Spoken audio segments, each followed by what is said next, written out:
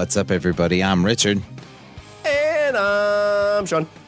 And we are speaking the language of bromance. And Sean, today is a special day because today, so there are people, and one thing that I know that you're kind of a cynical bastard, and you don't like people. You think, people, take her or leave them, but there's good in this world, Sean. There are small slivers of good in this world. And I think that we need to grab onto those slivers as tight as we can and hold on for as long as we can.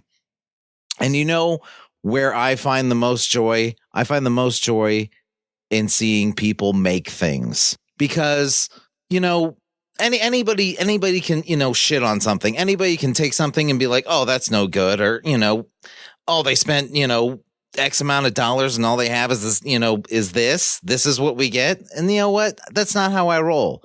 That's not how I roll. I'm not, the old adage is, don't curse the darkness, light a candle. But I'm not a big person on how to, I don't know how to light a candle. I don't know how to make things. I really don't. We've got 5 years. I don't even make this show. That's why I have you for. This is just an excuse for me to talk. But some people do make things, and I find that amazing. It gives me hope for the human race that we have people in this world that can take ideas from the ether and not only take those ideas and make it into a tangible thing that people can listen to or watch or, take and make their own idea out of it. Hey, I made a movie. Oh, that's cool. I like this idea in your movie, so I'm going to sit and make my own thing. Or, hey, I like this, I like this thing you made. I'm going to take a piece from that and I'm going to make something else out of it. I love fan fiction, and not necessarily because it's an excuse to see Gamora, have sex with a tentacle monster.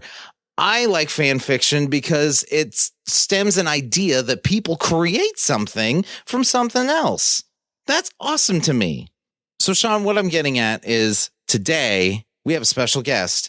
We have somebody that took a thing and made a thing, and not only made a tangible thing that everybody gets to, enjoy and, and in a way be a part of, but also made a thing that got recognized as a tribute to the person they made the thing for. It's basically like, I would say, I would make it akin to, you have your favorite baseball player and you get in the minor leagues and maybe you get in the major leagues and you finally meet that baseball player and you're like, I'm here because of you. You are the one that inspired me to do this. And thank you. And that's powerful. I feel like that's a powerful thing. So, roundabout intro, what I'm trying to say is, Sean, go ahead. So we are fans of one Kevin Smith. He's got his new show out, Jay and Silent Bob Reboot. I was able to go see it. I think it was like 2 or 3 days after I got to see the movie, they released the soundtrack. And as I'm going through this soundtrack, one song really stands out to me because there's a Smodcast episode, Smodcast 412, Boy Song, that talks about a song that Kevin thought he could write. And it had a catchy tune. And that song was called Shecky Don't Like It. And our guest of honor for this week's episode of Language of Bromance is the man who took that idea and wrote it, Mr. Stephen Gris. Stephen, thank you for joining us. Hey, thanks so much for having me, guys. Thank you. I really appreciate the invite. Really excited to have you on to talk about this journey that you made to, create this song and get it on the soundtrack, which I think is awesome. I also want to thank you in advance because you're probably going to get my son his first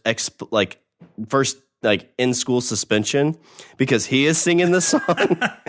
And, you get to the point where there's a curse word, he's probably going to drop that out there. But that's great. That's like an achievement unlocked. But I guess, why don't we just start from your beginning? So the sound of the song is great. So if the audience hasn't listened to it yet, stop, go to Spotify, buy it on iTunes, get it, check it out. Shecky Don't Like It. Come back and check out the episode. Now that you're back, so how did this come about? And I guess let's start from the very beginning. Like what, because it's very well done. Did you do all the parts to it? I did, yeah. So I sat around and I recorded a couple guitars. On the final version, there's a bass because when I was working on the song, I sent it to a friend to listen to. I'm like, hey, what do you think of this mix, man? Like, I'm trying to get. And he goes, I said, I don't know. Like, it seems flat. It seems it's missing low end. He goes, did you record a bass? I said, no, I don't play bass. He goes, well, you need a bass. Like, no wonder there's no low end. The song needs. Oh, all right. Well, I guess that makes sense. So let's start kind of from your beginnings. And so, like, you're obviously musically talented. So where did that come from? Like, have you been in bands before, or? So yeah, no, I'm from a not so small town called Hamilton, Ontario, up here in Canada. And so kind of ever since I was a little kid, my parents were very musically inclined. My mom was always singing around the house. My dad has a piano that used to be his dad's that always got played. So always kind of been surrounded by music. And it's always just been something that I enjoyed. So that kind of built up a little bit as I got older. I started to play the guitar in probably 7th grade, something like that. And it became something that I really enjoyed, something that was a big part of my life. But then when I went to high school, I went to this amazing high school in Hamilton, Bishop Ryan, and we had this fantastic music teacher named Dave Tabone. Shout out to Mr. T. And he ran this amazing choir. And this was way before like Glee was on TV and all that kind of stuff. But it was essentially like a rock and roll choir. And that was his idea. He's like, I want to do something that kids are going to be engaged with and spend time with music that they know, music that they care about, and get them involved. And so he'd have a full band with students playing most of the parts and he's playing the keys. And we'd be doing, rock songs or pop songs or whatever kind of fit a theme. And that gave us this opportunity. I was a soloist there, so I spent quite a bit of time singing, but we'd also be part of the group when the other soloists were on. And it was a really special way to really get involved in music and then kind of hone, I don't want to say hone your craft because that sounds really pretentious and it's not my craft at all. But just kind of get in that groove and practice and spend that time performing musically. So that really kind of solidified it for me. And then, I went to university. I did some musical theater. Oh, nice. At university, which was fun. Yeah, I had never really done. I used to be a tech guy, actually. I used to do sound and lighting in high school as well. I did that too. So I tried. I loved it. I loved it. I loved doing sound and lights. I loved being the stage monkey. That was my. It's not like, I wouldn't say, it doesn't feel like a movie, like you're part, but you are part of a larger thing and you have a very integral part. And there's almost this, I like the fact, and this happened in my high school, that there was almost this unspoken respect between the cast and you as the sound monkey that, even though you're not on stage and you're not, singing and doing a 2-step and dancing and everything like that, the cast was still hey, they're important. They're one of us. I felt included. And when they didn't do that, I'd mute their mics. Exactly. Exactly. Then they learned some respect. So what year was this when you were in high school, if we can ask that? I know some people don't like to show their age. Yeah. No, I'm 26 now. So high school would have been 2007 to 2011, something like that. Oh, see, I'm so behind. I'm 37. 37, Sean. I still haven't written a song. Nooch. But no, yeah. So, I used to be a tech guy and, so we'd work on productions like that, but it was great because we're a musical school, right? So then we got this choir and it's well, let's bring out the lights and the gear for the choir. Sure. So meanwhile, I'm a soloist. I'm running back and forth to run lighting, then come up and do my solo, then go back to the lighting. Nice. But we also did we did rock shows. So we'd bring in all sorts of bands, either from the school or from the district. And it'd be just take all the gear and make whatever rig you want and just have fun with that's it. amazing. Right? We had like a laser and moving heads and all this stuff. It was so basically sick. What you're saying Strobe is lights. This is destiny for you. You know, you grew up in a household surrounded by music, which I never did. I never, I played a saxophone for a year, and that was I feel like that was the time where it's, oh, well, I'm not an expert at this right away, so obviously this isn't for me. And so, that goes by the wayside after 1 year in school playing it. I wasn't, obviously Mozart, but I didn't like the fact that there wasn't a lot of music in the house when I grew up. I mean, we'd listen to the radio and, in general. So now that I have my own kids, I make sure that they're all playing instruments. So like my youngest plays, has a bass that's, twice her size because she's 12 and she has this stand up bass that she plays. My son plays guitar and I love it. I love having the, just random noise coming from all over the house. And I think, I don't know if that's going to help them later on in life. I don't know if that's going to do anything for them later in life, but it's nice. And honestly, I'm really glad that they're sticking with it, because who knows, maybe. So this is where I can point to and say, hey, maybe if you stick with it, things like this can happen. Well, yeah, I know, it sounds like my high school was not quite as cool as yours, Stephen, but, it was either like music or art, and I could not draw or paint to save my life. So I jumped into the saxophone as well and played it all the way through high school. And, getting to do solo for Queen music was my highlight. Getting to do marching band and pep band, that stuff was a lot of fun. So, I graduated high school in 2004, so I'm a little bit older than you, but, even then it was kind of it still wasn't the cool thing, but I had a great music teacher who, really kind of pushed for us to get to do that kind of music. We didn't get to do guitar too much or anything like that, but it's just great to have those influences to really push you to kind of take up these things that are, quote, not cool. Absolutely. And I mean, I think what our teacher did a great job of was making it cool. He was like, yeah, you know what? It doesn't just have to be about being a football player. I mean, I'm a big dude. They wanted me to play football, and I was like, yeah, no, I'm lazy. I don't want to run that far. But it was it doesn't have to, you don't have to be an athlete. You don't have to be this. Whatever you're into is what's cool. And your dedication to doing something like that and your enthusiasm about that can make it cool. So let's find a way to inspire you to be into that. And it was awesome. It was so great. And even the tech stuff, they gave us so much freedom. That's cool. That's really cool. To the point where there were probably times we abused it. No, me too. Me too. Be like, I can't. I'm not going to be in class today. I got to go work on some stuff. And I just sit in the sound booth. You got it. We hooked up a George Foreman grill and we would make steak in the sound booth. That's awesome. We didn't get that far. Damn, exactly. That's a good idea. But we'd go into the auditorium, you'd set up the gear. The stuff would be there for choir practice later. So we'd be playing all the instruments and stuff. We'd go in the sound room and set up all the lights in the fog machines and run all the lights and run all the speakers, playing 9 Inch Nails at massively inappropriate volumes. Fantastic. Yeah, it was a great time. And actually, one of the buddies that I did it with became a sound guy.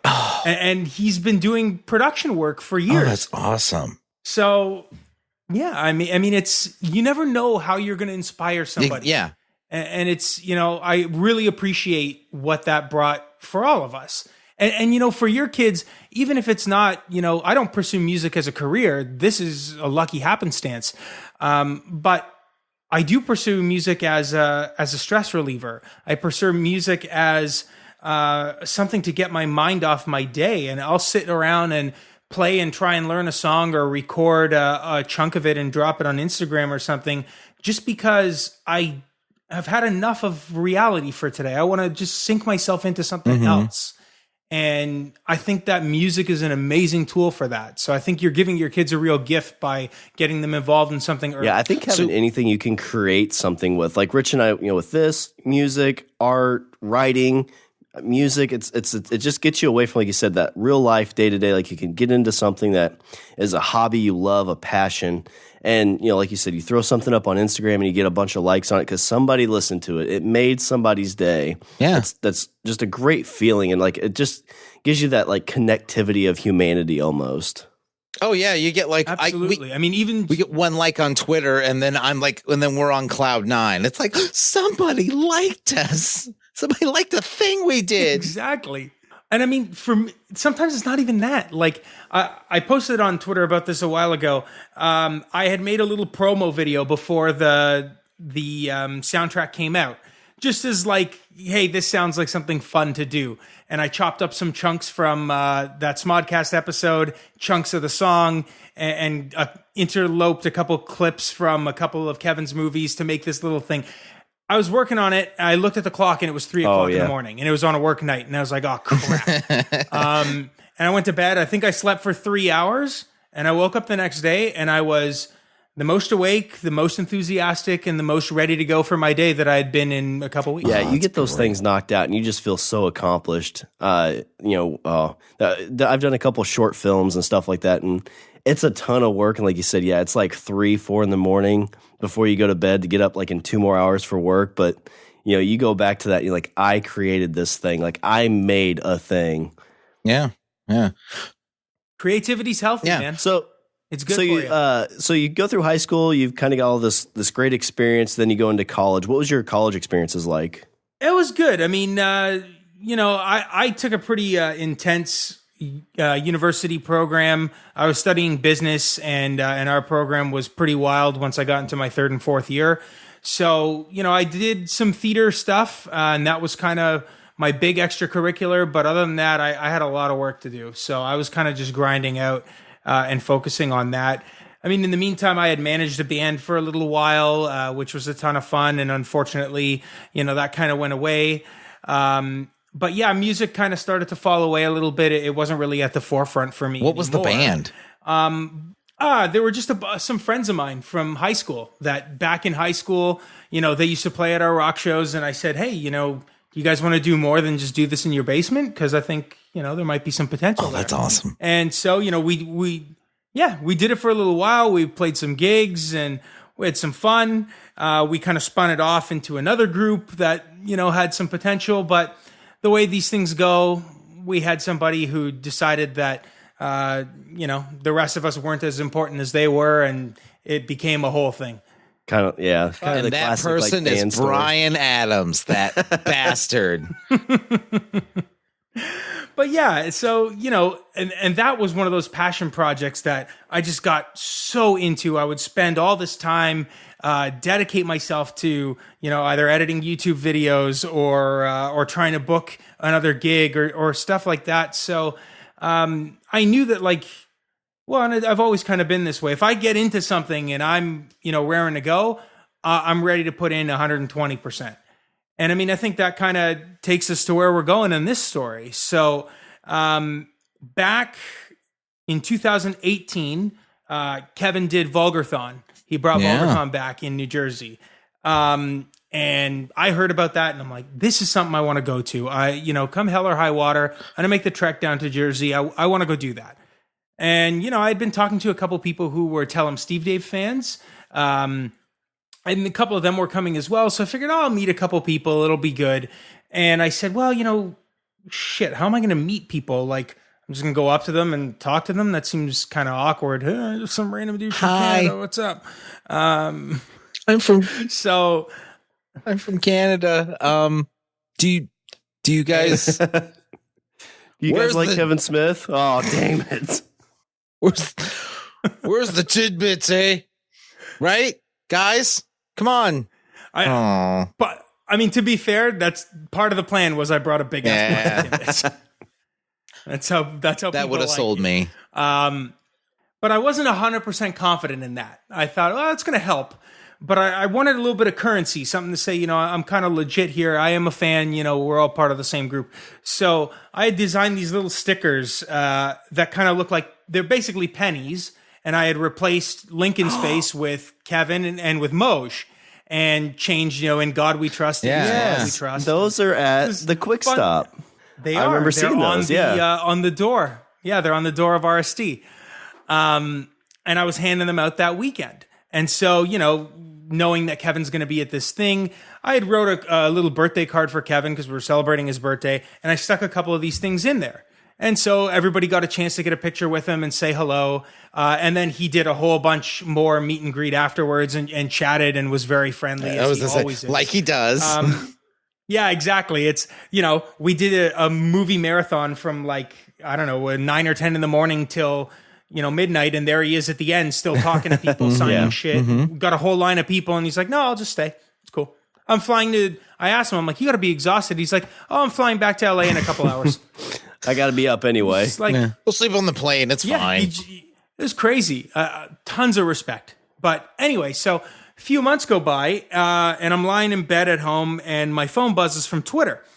And I'm like, oh, I open it up, and Kevin's going, oh, people hand me a lot of stuff with my face on it, and, you know, I appreciate everything, but I really, really love this. I wonder, I have no idea who made it. And I look, and it's a picture of those stickers. That's freaking awesome. So I was like, you got to be kidding me. So if we could back up, when did you kind of like discover Kevin Smith? Like how did you get into like the Kevin Smith cult, for lack of a better term? That's a good point. Good question. Back in high school, one of the guys that I was doing sound and lighting stuff with, tech work with, invited me over one day just to hang out. And he goes, let's just watch a movie or something. And he pulled out a copy of Mallrats on DVD. Said, hey, have you ever seen this movie? That was my first.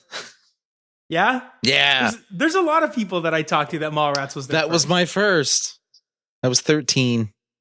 I'm trying to think. I was probably like 15. Yeah, it's probably about 10 years ago, 15, 16, something like that. And we sat down and watched it, and I'm like, this is great. And I'm like, I hope this guy does more. And my buddy was like, guess what? And, you know, I'm like, oh, and there's a podcast, and look at all this stuff. So, you know, I just kind of started from there, and then it slowly built up. Within a year or two, I think I was listening to the podcast, and everything kind of snowballs. Oh, yeah. It's great. I mean, you're so happy. You find all this stuff. You think, oh, wow, there's just one movie I like. And so, no, there's like 8. Oh, great. But yeah, that's kind of where it all started. And then it's just, you know, continued to build over the years. Smodcast has been a big one. You know, just because it's so accessible. You can listen to it. I did a lot of commuting as a student, you know, riding the bus to class. And then once I got into the working world, when I first started, I was driving, you know, an hour and a half, 2 hours one way to go to work. So I was just cranking through podcasts. Yeah, I had podcasts. There's a huge. I had a desk job back in the day, like even like internships and stuff like that. So you'd throw one of those on, put the earbuds in. Yeah, and I was kind of the same boat early on, a couple movies, and I think I was an early adapter. Like maybe like 15 or 20 episodes were released as Smodcast. I'm like, oh my God, like this is a great thing. There's Kevin Smith, and then there's Scott Mosier. Like, this is awesome.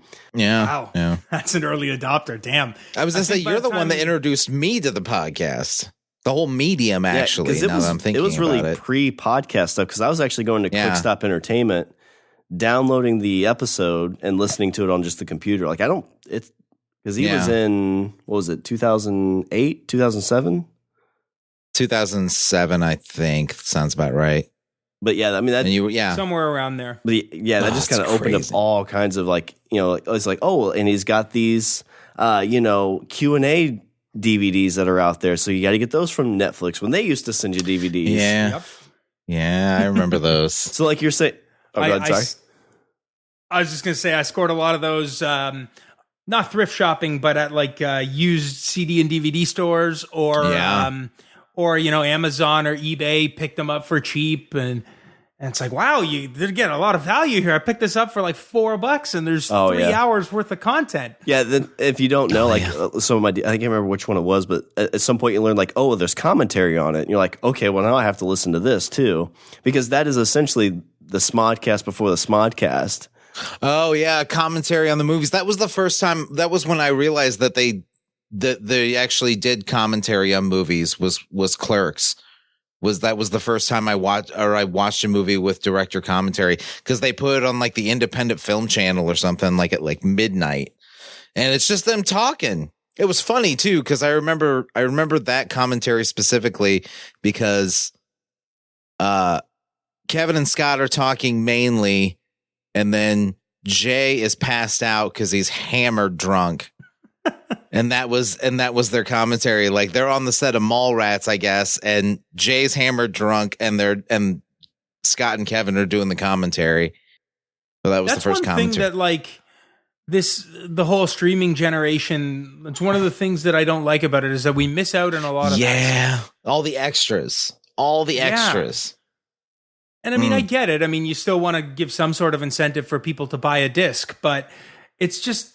I don't know. It's even like on original content, on like Netflix original content, I'm like, something like a Stranger Things. I'd love to listen to a director's commentary on how you put this thing together. Well, I think even like tying back into the music, like a lot of times with music when it's released on Spotify too, people are like, oh, I know these 4 songs, so I'm going to listen to it. But back in the day, you put that CD in while you're driving, you listen to the whole thing. You go back even further with 8-track, you had to listen to the whole thing. And the first time you hear a song, you're like, I don't know. I don't really like that. But you have to listen to it a second and a third time because you have to. You're like, oh, okay, well, now that's my favorite song ever. That's right. Well, I think that's that's the 80s. That was, you had like album rock and, it was cassettes, and CDs didn't really become a thing till, or like CDs I'd say maybe weren't really. Well, like late 80s. They were around, but they weren't, I would say they weren't like mainstream accessible until like the late 80s. You could buy like a CD player for like $10,000. Yeah. And it's like, I want to. Everybody had one of those, right? Right. It was right next to my VHS with quadraphonic sound. Oh, baby. So, Stephen, you go to VulgarCon, you make these awesome stickers, and then, like you said, you get a little buzz on your phone about, Kevin Smith tweeting about these, and you're like, holy shit, these are my stickers. Like, so what happened after that? I mean, you had to be on cloud 9 after that happened, right? Oh, absolutely. I thought I was dreaming. I sent my buddy a message, and it's like 12:30 at night. I'm like, dude, I think Kevin Smith is looking for me. And he goes, dude, are you high? What are you talking mean like about? he's on the street yelling your name? What? What's happening? Is he holding a boombox outside your window? But yeah, I mean, I tweeted him back. I'm like, hey, no, that was me. And he reached out. He's like, yeah, dude, these are amazing. There was some talk about potentially doing merch with them and this and that. So that's all still, potentially out there. We'll see. Hopefully that could happen. You never know. But it was really just kind of that indicator that this is somebody who talks about, do things, get excited, live that why not lifestyle, do the stuff that makes you happy. But then he kind of lives up to it because he tells you to do stuff. But if he likes it, he calls it out. And you're like, wow, like a lot of people could say that, but it's a whole other step to go there, right? So fast forward, earlier this year when I'm listening to Smodcast and, I hear them talking about a Boyce song and Kevin saying, oh, do you think I could have been a songwriter? And, I'm sitting there chuckling and he sings this chorus and then him and Scott really start getting into the nitty gritty of what could be done with this song. Like, oh, what would it sound like? Who could it be? Oh, it's like arena rock. Yeah, it could be like Bon Jovi. Yeah, or party rock, not arena rock. And I'm sitting there thinking about it. And as they're talking about it, like I'm kind of hearing in my head what I think that would sound like, or at least a little bit, right? And I'm sitting at my desk throughout the day and I'm kind of humming it to myself and I'm tapping my hand. I'm thinking like, that really is pretty catchy. And they said, maybe somebody could, expand it out and make a song out of it. And I said, well, I'm somebody and I have moderate musical ability. Maybe I could try this, at least try it. The earworm's in there now. Exactly. Like, yeah. Yeah. Exactly. It was stuck. So, I spent some time messing around with it. I couldn't figure it out on guitar for the life of me, even though that's, my instrument of choice. So I went and sat at the piano and tried to figure it out there to start. And then once I kind of had it, I was like, all right, I went back to the guitar. And, I was probably in it 40 hours for the 1 minute version that I ended up posting on Twitter. But I was really happy with how that 1 minute version turned out. I'm like, this is good.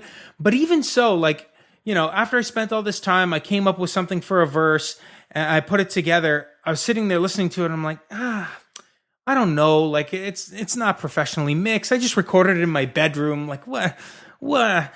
And it was actually my mom who was like, no, just put it online. Like, who cares? Like, it's good. It sounds good. Somebody's going to listen to it. They're going to like it. Just put it up. You got to love the mom encouragement. Oh. God bless her. God bless her. And so I posted it online on Twitter and Instagram. I think it was in less than 5 minutes, Scott Mosier reposted it on his Instagram. Awesome. That's cool. And he's like, the latest Smod has created music. And then the likes start coming in.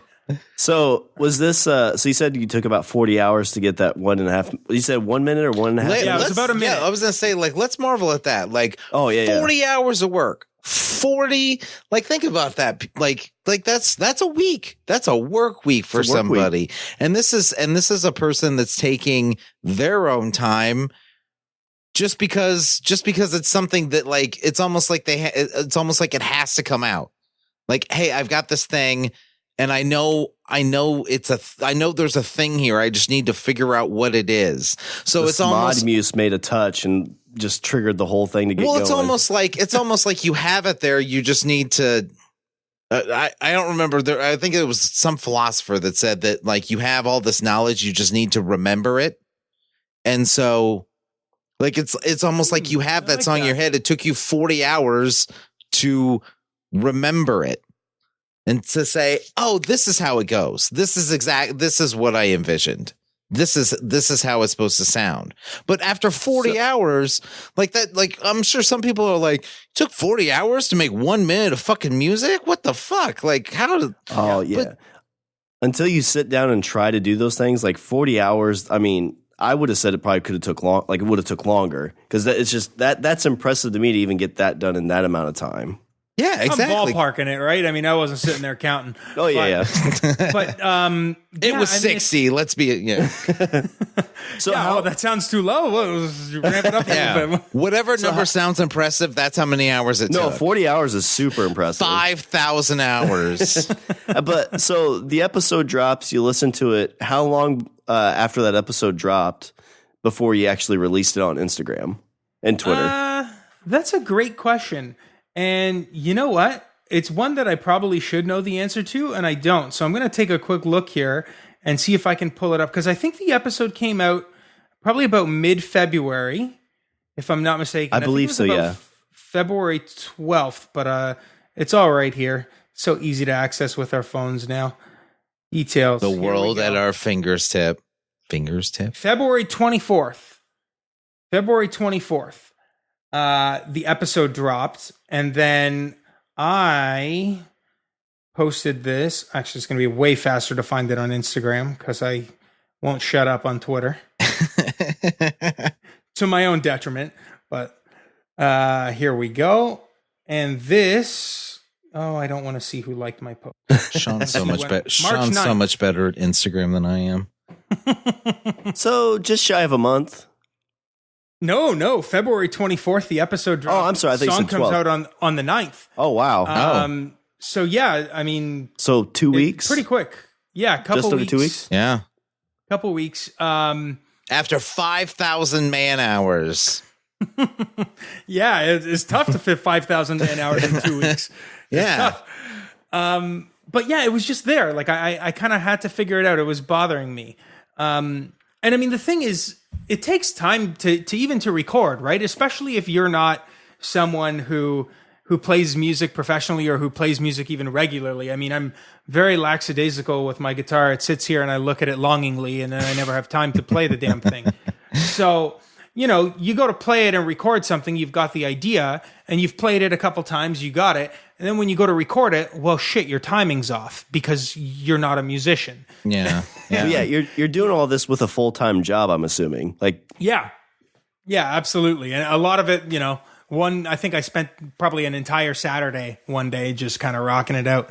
And then even just during the week, by the time you sit and figure out what you're going for, then you figure out what the lyrics are going to be. You figure out how you're going to kind of mix all this stuff together. And drums, I got lucky. I used Logic Pro, and they've got some great built-in drum stuff. And I'm like, great, that's one piece I don't have to worry about. I'm just going to leverage what you have here. Yeah, it's tinker with it, and it's the kind of good enough analogy too that Kevin always says. It's like, yep, I got it. That's good enough. Exactly. Right. The tools are here. It gives you enough flexibility. I'm like, great.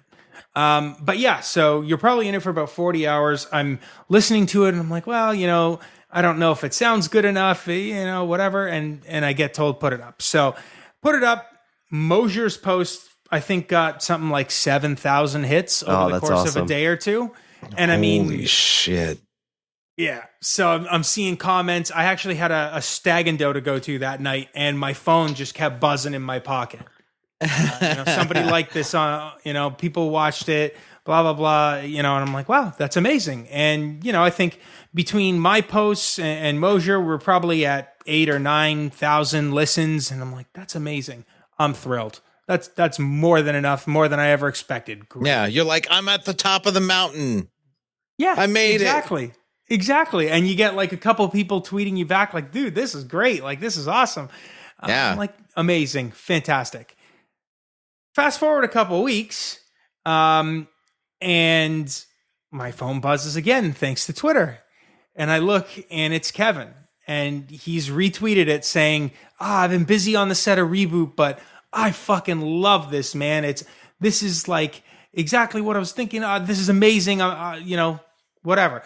And then, holy shit, did it start to blow up.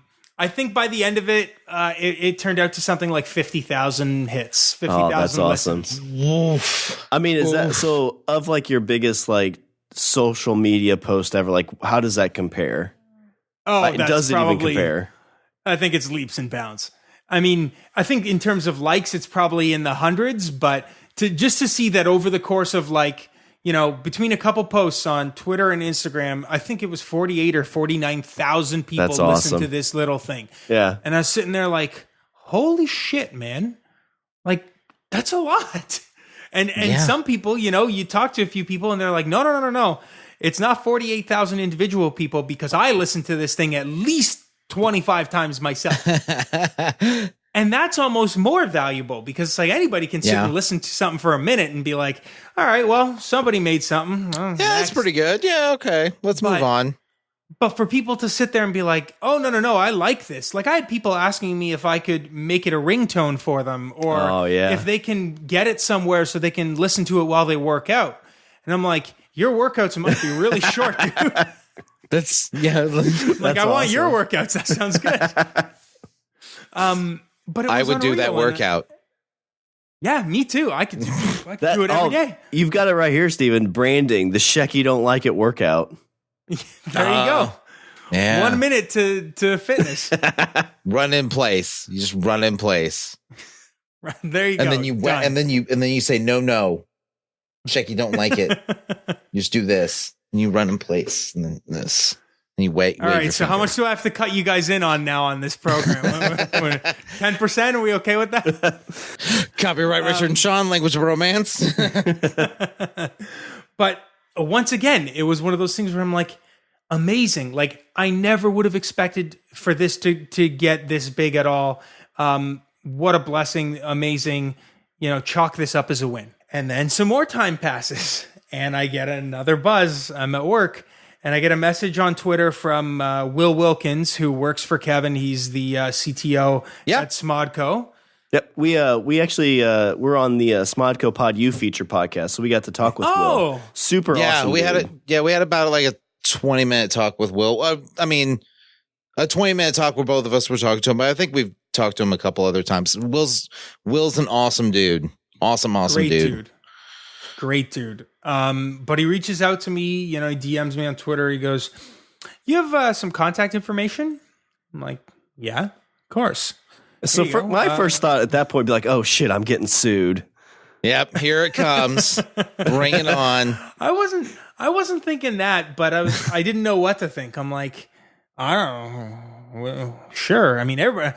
Honestly, my first thought was everybody has contact information. Sure. You just contacted me. You DM'd me. Yeah, do you have contact information? Be like, you just used it. Here I am.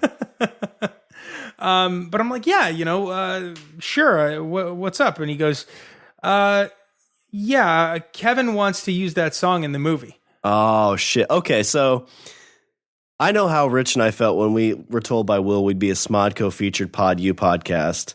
And now you're like, how did you feel when those words came across from Will? I was sitting at my desk at work and I was just looking at it and I'm like, what? And I sent him a message. I'm pretty sure the movie? And actually, what movie? What are you talking? Wait, there's a movie? I want to look because I'm almost positive that I sent Will a message. Hold on. I got it right here anyway. Let's go back. Oh, no. So he said it all in the first message. Can you slip me some contact details? Kevin wants to push Shecky. Don't like it in the movie. And my immediate response was, are you fucking kidding me? And so he got back to me and he's like, no, I'm not. And I gave him some contact information and he goes, yeah, I said, this is amazing. Like, I'm completely blown away. And he goes, yeah. So, you just send me, we'll get it all together. Can you send me the full version of the song? I'm like, what? What do you mean the full version of the song? You heard the full version of the song. It's all there.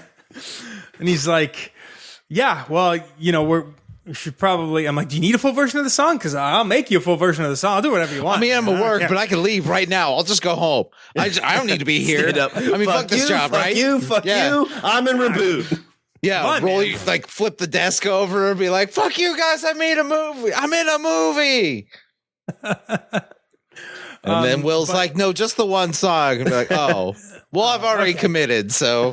Yeah, I mean, whatever. It's fine. It's fine, guys. It's cool. I was just joking. I pulled a George Costanza, just come back the next day. Yeah. You guys thought it was flip fun, the right? desk back.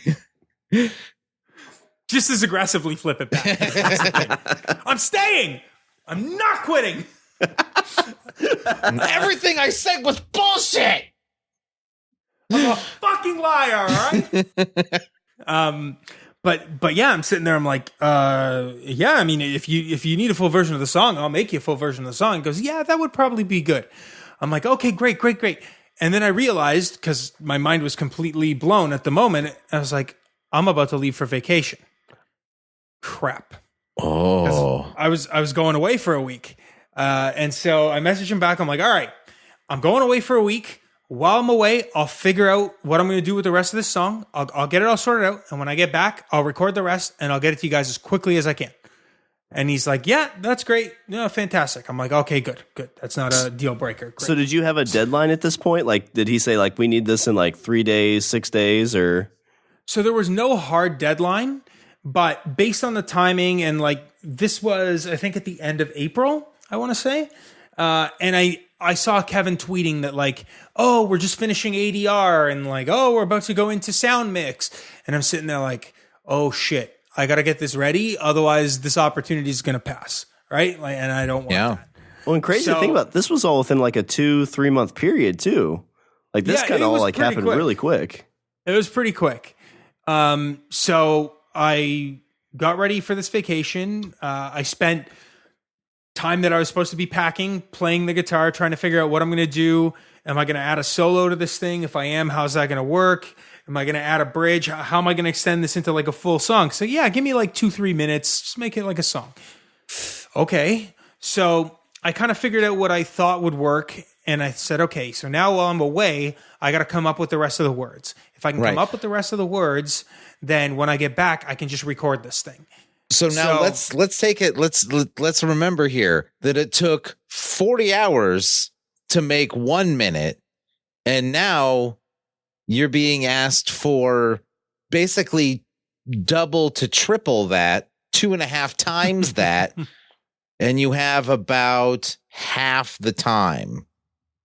give or take. Well, I mean, I told them, I'm like, I'm going to be on vacation. I can't bring my stuff with me to record while I'm away. So I'm going to work it all out. And then when I get back, I'll record it. So I figured, okay, well, time that I spent last time figuring it out, I'll spend while I'm on vacation. And then when I get back, I'll just figure it out. If I have to take more vacation days, whatever I have to do, I'll figure it out. Yeah. So, I was away.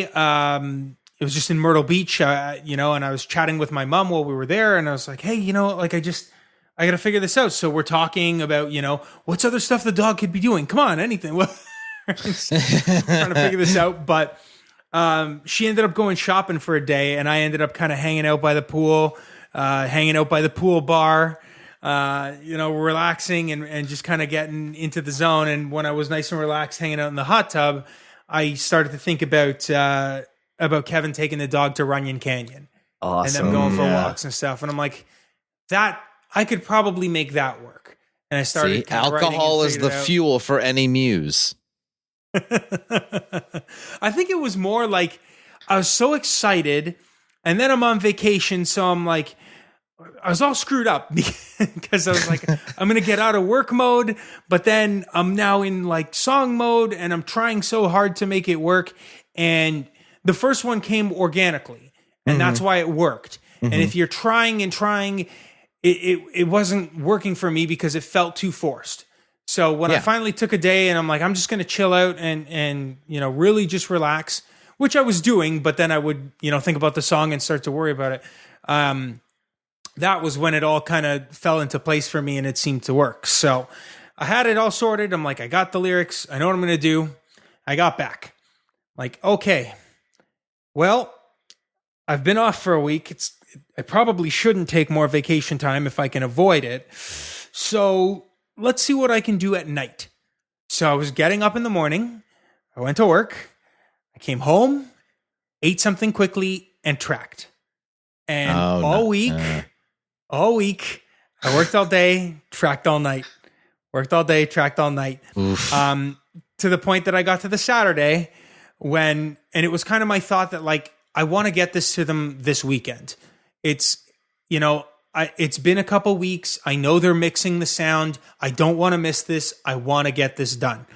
So over the course of that week, between the 5 days in the evening and the Saturday, I put in another 40 or 50 hours getting this thing locked down. That's awesome. It's like a true labor of love too. Absolutely. You can just hear it. Yeah. Because you don't put in that effort for something that you're like, I'll just do this to do it. Like you really care about it to put that much work into it.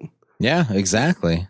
Well, and I mean, the other thing is, you get handed the golden ticket and it's like, I mean, I don't want to just crumple it up and shove it in my pocket. You want to put it in a frame. You want to, you know what I mean? Like you want it to be the best it can possibly be. And so that's kind of where my head was at. And so, I'm listening to it and this and that, and I get, pretty deep into the week. I've got most of it recorded and I'm like, it sounds flat. Like there's no low end. I'm like, for Twitter, it was one thing. People are going to listen to it on their phone, but if they're going to put this in a movie, like I gotta fix that. I talked to my buddy. Well, did you record bass? No. Okay. Well, you need to record bass. All right. So I went and rented a bass and came back and tracked bass. Oh, that's awesome. So how much, I know you mentioned that before that you don't play bass. Do you know just enough to get a bass line in, or did you have to kind of learn that on the fly? You play guitar, so the bass is very similar. Okay. Yeah. And I always hear it's a guitar with two broken strings. That's what the guitar players yell at the bass players at the end of a show. Get your broken guitar and get it in the van. It's really got to be the driving rhythm, but if you're not proficient in bass, you can kind of fake it and just play along to the same chords you're playing on the guitar and fill out the bottom end, right? And I mean, the song itself is already kind of, choppy is not the word I'm looking for, but it's already got a little bit of rhythm and a little bit of zest to it from the guitars. So I decided, if I try and do something fancy with the bass, it's just going to start to sound sloppy, especially because I'm not a bassist. So let's stick with what's working and just kind of fill out the sound a little bit. But yeah, so, we got there, we're into Saturday. where I'm pretty sure it was Saturday that I was trying to finish this up. And I think that's when I was tracking the bass as well. So I'm trying to get this thing mixed because I recorded everything. I performed everything with the exception of the drums, which I programmed. But I also mixed and quote unquote mastered it as well. So I'm sitting here and, I don't own a pair of studio speakers and I'd been mixing in my headphones, for the bulk of a week. My ears were exhausted. Yeah. So I had a buddy who has done some music, like some dance and house music. I sent files over to him, not giving him any context as to what this was, why I was working on it. Sure. I'm just like, hey, just listen to this. Let me know what you think. And he gave me some mix notes. Thank you, Matt. But then I was mixing, bouncing a copy of the file, putting it on. This is ridiculous. Putting it onto Google Drive, saving it onto my phone from Google Drive, going down to the parking garage in my condo, getting in my car, and listening to the song on my car speakers. Okay. So that I could hear on a proper sound system. That's a true artist. I mean, that's what they say about any like kind of podcast or music. Like you got to listen to it where people are going to listen to it. And that's probably going to be in a car. Yeah. So I'm sitting there. Well, I mean, it was the closest thing because at that point I had no idea about the soundtrack. I just knew that they were going to use it in the movie. And we had gone through, this and that, and I'm just thinking, okay, well, I don't have a theater. I don't have access to a theater. So I have access to a car and that's kind of a speaker system. I can listen to that. Mm-hmm. So, when I must have gone back and forth 10, 15 times. It was, I'm not happy with this. The drums aren't loud enough. This isn't good. You got to fix this. Your timing's off on this. And so the first few times I didn't write notes. And then, I went down for the fourth or fifth time. I realized it was something I've missed 3 or 4 times. I'm like, I should bring a notebook. Yeah, just bring something, numbnuts. Speed the process up. But yeah, so I finally get through all this. I have a final file and I'm like, all right, I'm going to send it over. And I did. Everything's good. They told me things are good. We went through some paperwork and this and that. And that was kind of all she wrote. And all of a sudden you went from going full blast into going just kind of tailing off and like, and you're done. Yeah. All right. I hope you guys like it. I hope it's good. and that's kind of that. Until August rolled around because, I had done Vulgarthon last year and this year Kevin announced he was doing the Clerks 3 reading. And I said, well, I mean, most of the people I met at Vulgarthon are coming to this. It's limited to like 80 people. If I can even get a ticket. Thought there was only 100 seats in that place and they were only doing one. So yeah. They ended up adding a second show the next day, but when I first heard about it, it was one night only. And I was like, if they're never going to make this movie, I really want to hear what this movie would have been. Yeah. And, it's an excuse to see all these people that I met and have become internet friends, for the last year. I want to go do that. So, we're going and I'm thinking, well, if I'm going to go, I got to do something to differentiate myself again. And, I've got this Shecky thing that's going to be in the movie. Nobody knows about it but me. I'm like, I'd like to make a t-shirt out of that Shecky Don't Like It logo, which is really just art that was done by Steve Stark for Smodamations years ago. Oh, that I just kind of repurposed and added Shecky Don't Like It on the bottom. And I'm like, oh, I'm going to make a t-shirt out of that. And then, you never know. Maybe Kevin will see it and I'll get to talk to him about all this. So I'm sitting at the airport. Because during this whole process, you didn't have any interaction with Kevin? No. So outside of that tweet, I was kind of working with Will. I was talking back and forth with Amine Raymer, whose name I'm probably mispronouncing. Apologies. Or Amine, I think is how it's supposed to be pronounced, who was the music supervisor on the flick. Okay. And then Jordan Monsanto, who I was chatting with as well. God bless all of them for their patience, because I probably sent them way more emails than they wanted from the random Canadian guy. I'm very tired. I was just at my car for the 13th time. A couple more times, and I think I got it, guys. I swear. I promise. Don't worry, guys. Don't worry. but yeah, so, I hadn't been in touch with Kevin, and I thought, if I get the chance to say hi to him, I'd love to chat with him for a minute about this and thank him. Right. Yeah. And I had done up a little art piece where I took a bunch of pictures of him and Shecky and kind of made them look like they were Polaroids all strewn about on someone's desk. See, you're like you're cool. officially like the Renaissance man. Be like, I made stickers and I made art, and here's this song, and it's like a Van Gogh, or not Van Gogh, Da Vinci, the Da Vinci of the Smod universe. I thought, well, I'll make that, and maybe I can get him to sign one for me. I'll print off an extra copy. But I had this shirt, and I'm like, the shirt's kind of the big thing, and I just barely got it in time, and everything all worked out. I'm like, great. Sitting at the airport waiting to go, I get an email from the Secret Stash, and they're talking about Kevin's birthday box. Hey, we're doing this special limited box for Kevin's birthday. Get this merch and stuff that's inside it. And I scroll down to look at the picture, and they made that same shirt. They made the shirt with the Shecky Don't Like It logo on it. That's crazy. And an enamel pin. I knew nothing about this, right? So I get this email, and I'm sitting at the airport about to board my flight. I'm like, holy shit. Like, this is, it's the thing, man. They recognize the thing. Like, it's so, and I'm like, I got the shirt too. So they're ordering this birthday box. You got to order it online. It's not available at the store. So, this is really cool. And so I'm freaking out. I'm messaging all the people that I'm going with and this and that. And I'm telling them I made my own, like, blah, blah, blah. But anyway, so, we get there, we get settled, we meet everybody. And the next day we're hanging out at the Airbnb, and somebody says that they've never been to the Quick Stop. We said, well, we're here. It kind of seems silly not to go do that. We'll take it. We went last year. We'll go back. It's a nice place to go see. Yeah, go pick yourself up a Gatorade, play some hockey. It's the best place. Exactly, right? And so, we drive down there, and as we get there, there's cameras out front. I'm like, guys, there's cameras. And they're like, no, what do you mean cameras? I'm like, look, there's cameras. And there's only one person who'd be shooting here.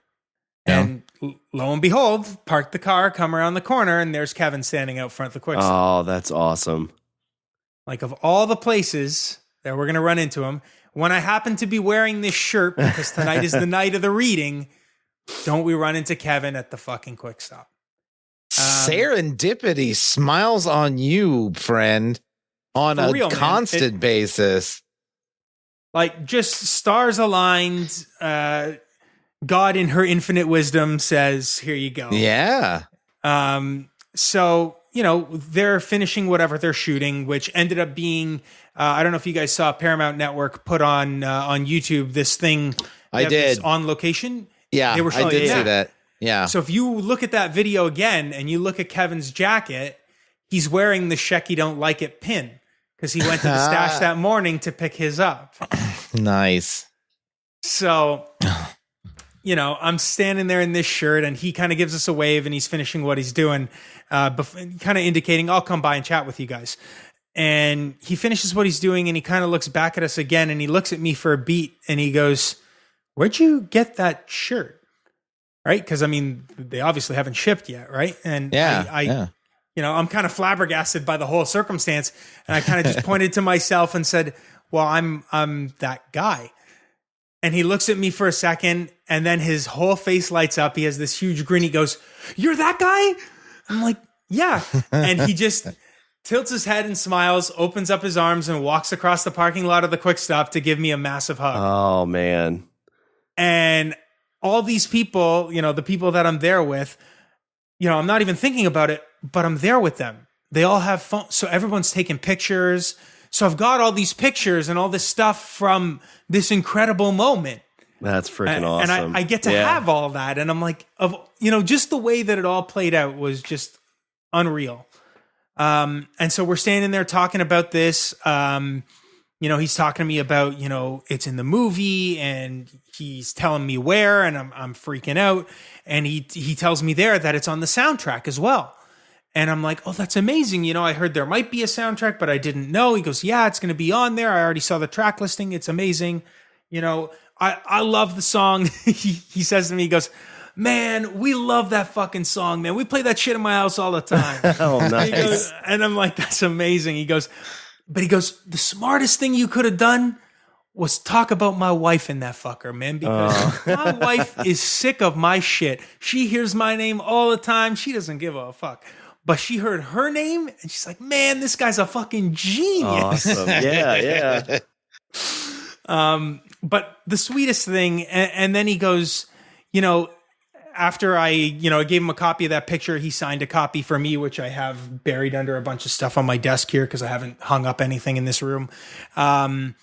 And he goes, is there anything else I can do for you guys? After he stood around talking to us for like 20 minutes. Yeah. I'm like, the most giving dude. I'm like, he's got the show tonight. He's in town. He's probably got friends and family and people here. And he's asking us if there's something else we need. And I'm like, unreal. Just completely blew my mind. But then he goes, we'll talk about this tonight. I'm like, what? He says, yeah, we'll see you tonight. I'm like, okay. So we go to the reading, which was amazing. This incredible story. And at the end, they're talking about, who came the furthest, this and that. And I said, well, I'm here from Canada. And somebody else is like, oh, I'm from LA and this and that. And I'm like, yeah, LA's further than Canada. And O'Halloran, who was up on stage, goes, oh, we're from Canada. I'm like, oh, I'm from, Hamilton, just outside of Toronto. And Kevin looks over and kind of recognizes that it's me, and he smiles. He goes, stand up. And doesn't he go off for like 6-7 minutes talking about this whole thing to the crowd, explaining to them, how this all came to be, and telling them all that it's going to be in the movie. And oh my God, I cried like a little bitch. Oh man. Yeah. And I think that's the reaction, right? That's the appropriate reaction.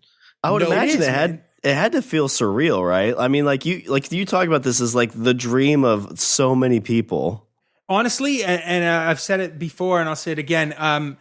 I would say that it's a dream come true, but I never could have dreamt that this would have happened.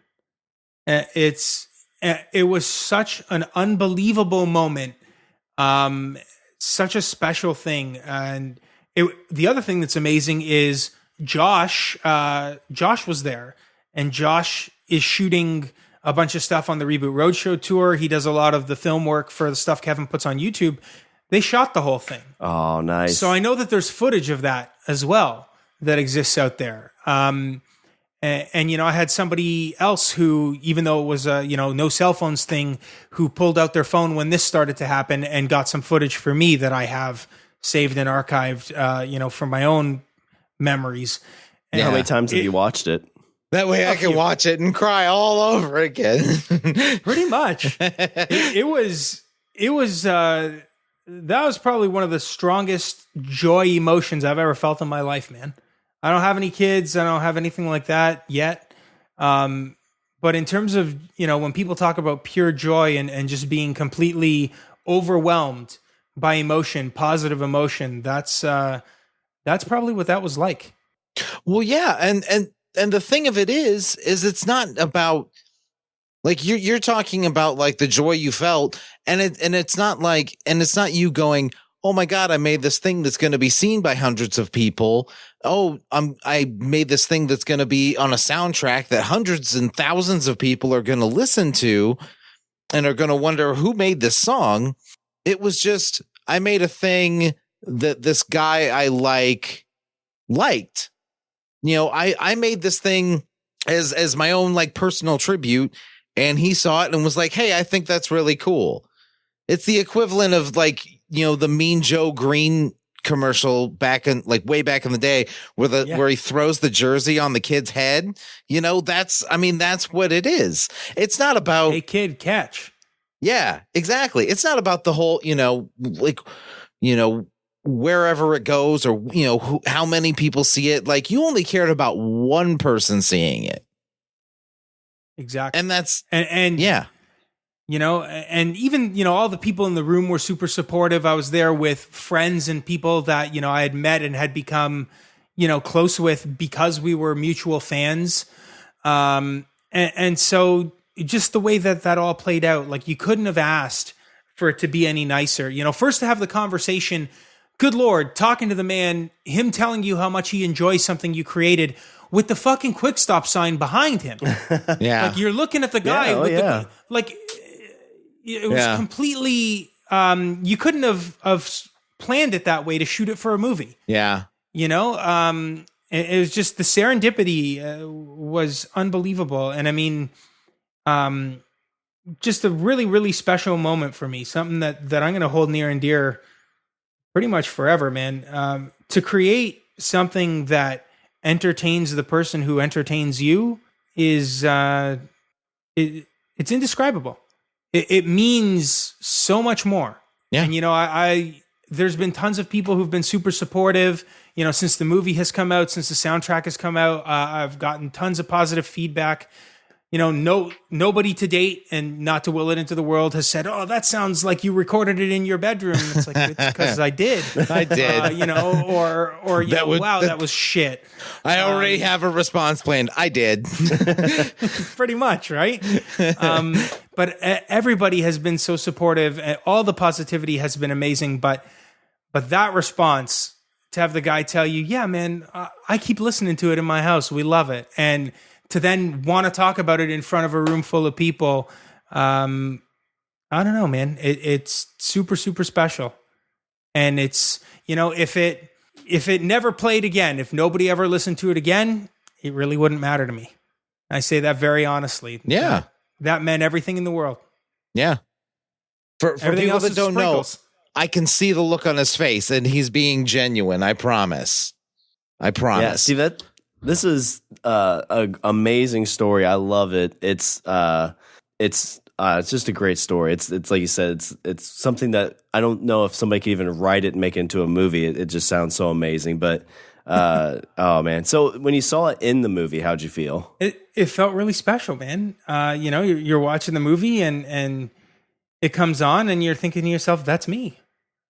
That's me." You know, I never thought I'd contribute more to a Kevin Smith movie than putting my ass in a seat. You know, so to get to do something that entertains the guy, then to get to do something that gets to be a part of a universe that, you know, has meant so much to you, that's given you so many hours of entertainment and joy. And, you know, you're now a little part of that. You get to leave half a fingerprint on half a frame, just to say that, you know, I was here and I'm a piece of that. It's awesome. It's amazing, you know, because now every time you watch one of those movies, every time you look at that universe, there's a little thought in the back of your mind. Yeah. It's like, hey, you're a little piece of that too. You're in there. You're part a sliver of the universe. Yeah. And you get to a loss for words, man. And it only took 12,000 hours. Well, Stephen, as we're tidying up our episode, I want to thank you very much again for jumping on. We really appreciate it. What we usually do at the end of our episodes, we do a Richard's closing thought, but I think it'd be very appropriate for you to give your closing thought on your whole experience and everything. Sure, that's very kind of you. Thank you. I mean, the closing thought for me, really, and I guess the thing that you want to impart on people is, boy, howdy, go out and do stuff. Make things.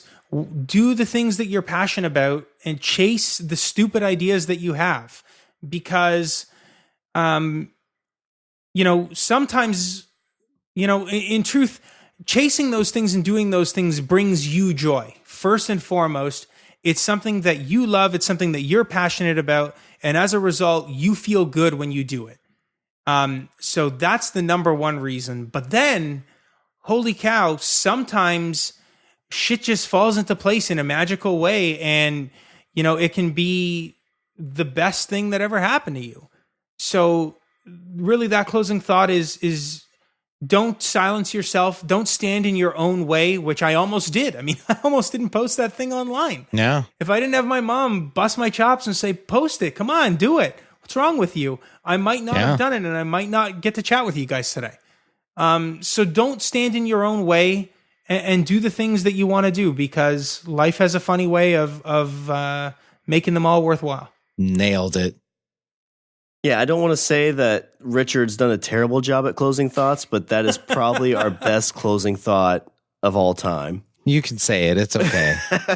Well, Stephen, what's the places that everybody can catch you on the social media or websites? Anything you want to share for the interwebs? I know, because I'm looking because your name is on Spotify because you have a listing. I'm not seeing any concerts listed, so hopefully, we'll see a tour soon.